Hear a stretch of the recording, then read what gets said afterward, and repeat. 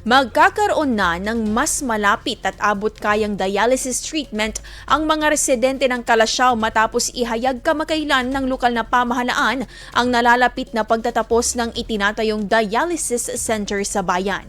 Ayon sa tanggapan, itinayo ang pasilidad bilang tugon sa kakulangan ng medikal na pasilidad at sa patuloy na pagdami ng mga pasyenteng nangangailangan ng modern dialysis treatment. Nakakalungkot umano na marami pa ring pasyente ang napipilitang bumiyahe pa sa ibang bayan para lamang makapagpagamot. Dagdag gastos pa ang transportasyon at distansya na nakakaapekto pa sa kalusugan ng pasyente.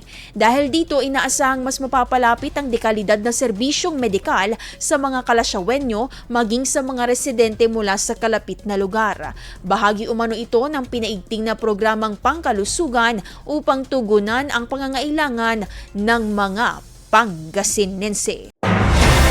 IFM News. IFM News. IFM News.